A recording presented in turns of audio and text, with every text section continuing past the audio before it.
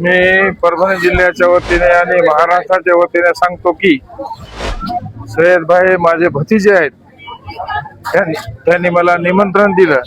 निमंत्रण देण्याचे मी आपण होऊन त्यांच्या वडिलाला भेटायला आलो, बिरबल खान साहेबाला. मी 1956 पासून त्यांच्या संपर्कात आहे.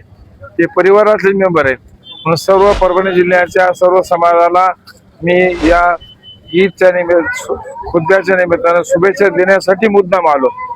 पाथरी परभणी जिल्हा हा संपूर्ण सेक्युलर समाजाचा विचार करणारा जिल्हा आहे. आता बदलत्या राजकीय परिस्थितीमध्ये सुद्धा बदल होणार आहे. थोडासा वेळ द्यावा लागणार आहे. तेव्हा जे थांबतील ते पुढे जातील, जे पळतील ते मागे पडतील, अशी परिस्थिती सध्या महाराष्ट्राच्या राजकारणाची झालेली आहे. म्हणून मी परभणी जिल्ह्याच्या सर्व मुस्लिम बांधवांना ईदच्या निमित्ताने शुभेच्छा देतो. महाराष्ट्राचे लोकप्रिय नेते, आमचे शिवसेनाचे मुख्य नेते एकनाथ शिंदे साहेब, महाराष्ट्राचे उपमुख्यमंत्री आणि सर्वसामान्याचे नेते, महाराष्ट्रामध्ये प्रत्येक माणसाचे मनात घर करणारे नेता म्हणजे एकनाथ शिंदे साहेब. एकनाथ शिंदे साहेबांना पाथरी शहरामधून एक संदेश महाराष्ट्राला दिलेला आहे. धनुष्यबाणावर मुस्लिम समाज असू दे, हिंदू समाज असू द्या, मागासवर्गीय समाज असू द्या, सगळ्या समाजानं आमच्यावर जे प्रेम केलं, आमच्यावर जे विश्वास केलं आणि आमचा नगराध्यक्ष पाथरीमध्ये शिवसेनाचा नगराध्यक्ष पहिला महाराष्ट्रामध्ये शिवसेनाचा धनुष्यबाणावर मुस्लिम नगराध्यक्ष आमच्या पाथरी शहरानं दिला एकनाथ शिंदे साहेबांना. इतका प्रेम एकनाथ शिंदे साहेबावर पाथरीची जनता करते आणि एकनाथ शिंदे साहेब बी तितका प्रेम पाथरीच्या जनतावर करते. पाथरीच्या विकासासाठी अनेक निधी एकनाथ शिंदे साहेबांना दिला आणि एकनाथ शिंदे साहेबाच्या बद्दल तो बोलायला भरपूर गोष्टी आहे, सांगायची तुम्हाला गरज नाही. आणि आज जे इफ्तार पार्टी आहे, हे आमचे पिढ्याना पिढ्या आमचे वडला आजोबापासून हे चालत आलेला सण आहे.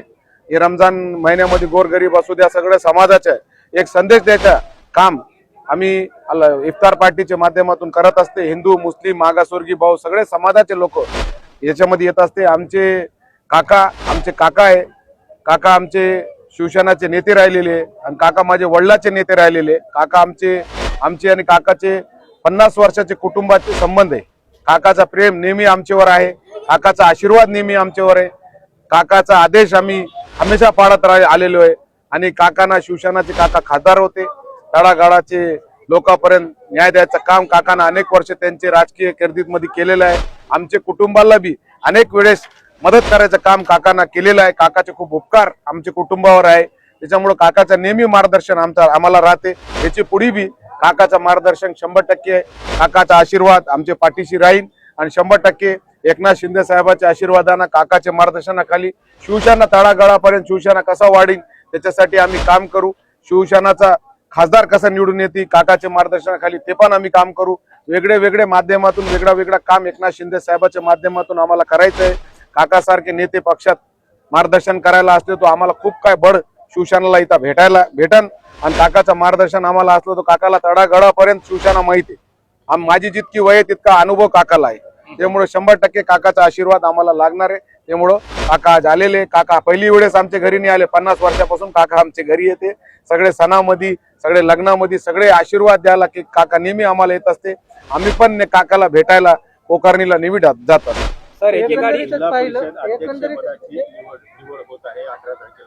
या निमित्तानं शिवसेनेची काय भूमिका असेल, शिवसेनेचा अध्यक्ष व्हायला अशी चर्चा आहे, कसं आहे? हे सगळे गोष्टी एकनाथ शिंदे साहेबाला माहिती आहे. मुख्य नेते आमचे एकनाथ शिंदे साहेब आहे.